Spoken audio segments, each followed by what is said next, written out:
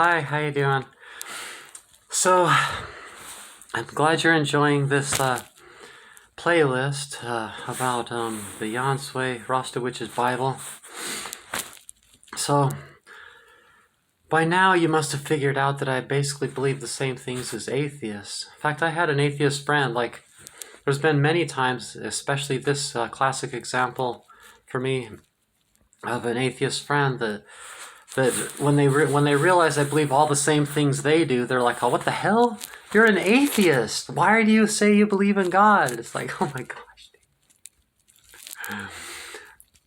Because I'm a Rasta. Rasta is it's kind of the same thing as an atheist, because we're free thinking, critical thinkers. And so a free thinker learns all sides of all arguments, and a critical thinker questions all those sides. And we're not afraid of religion. We're not afraid of archaeology. We use all the tools. That's metaphysics. We're metaphysicians as well. So we're free thinkers, critical thinkers, and metaphysicians. So you combine all those things together, we can't run away from anything. We have to learn about everything. So what you end up learning is that when you learn about who wrote the Bible, it was written by priests for, at the king's request for political reasons and stuff, and everything was pasted together. They say with inspiration, but I think it makes more sense to say artistically combine everything together. And everything that we've learned in this, and there's never, everything comes from Egypt, really. Even they say, no, it comes from Mesopotamia, but Egypt is older than Mesopotamia, and their roots are in Egypt. So the oldest, deepest roots are Egyptian for everybody, And when you learn all those things, then you go to live your life. You're all, I'm an atheist, Now I know the truth and everything makes sense, But now you got to live your life, You might be an atheist, but are you have you 100% mastered life? Are you perfect like they say Jesus was? Not that means you need to believe in Jesus, but are you 100% mentally, do you have no struggles with keeping positive, keeping excited about life? You never get depressed. You never have problem. You never struggle. You just go through life with zero struggles or anything.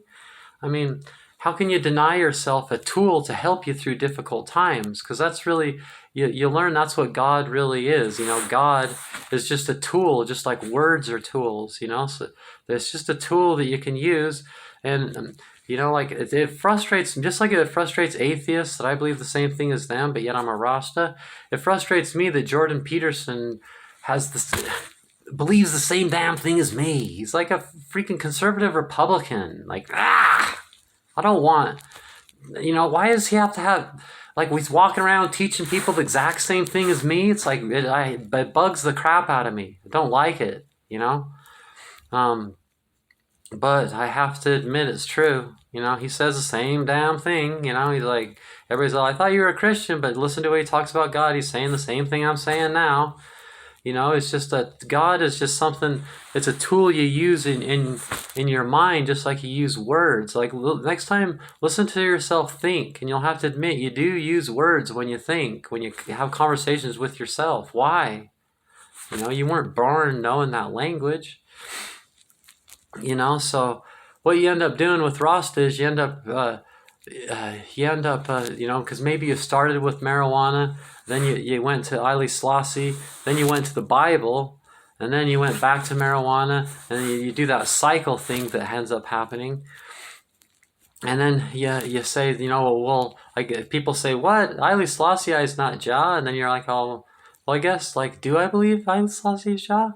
See, so then you realize that it's a choice. All gods are made by the hand of man, and if you choose one, then you get to use that artwork and the story and everything. So when you're Rasta, you choose Haile Selassie and Jesus and Mary, and now you want to know the story. You want to hang up paintings, and you know that it's not exactly like they say, but you're collecting the story. the end times, the last days, the apocalypse, it's the end of the story because we outgrow the need for the belief that there's a man in the sky and that there's such a thing as a book that replaces our inner dialogue, that it's the word of God, like they say.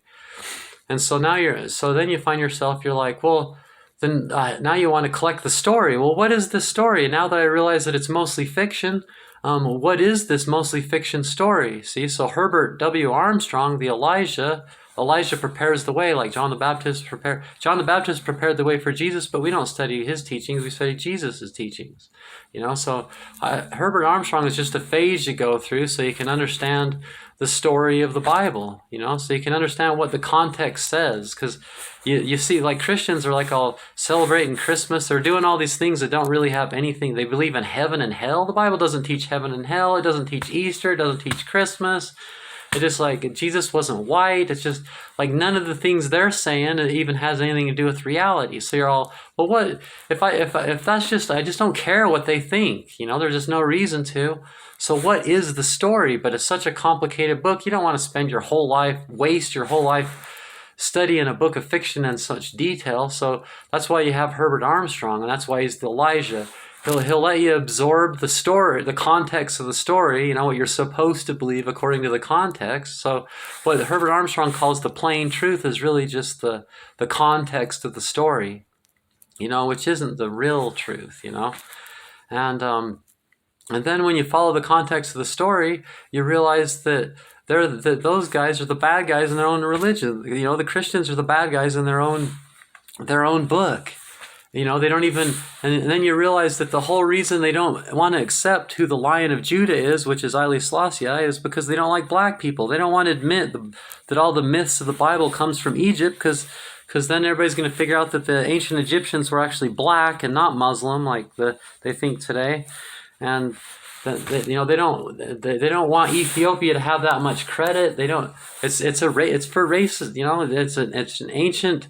Narcissists are always competing. It's a competition. It's like kind of like running a business, and they're trying to make $1 million. They don't want their neighbors to make the money, to make all the sales. They want to make the sales.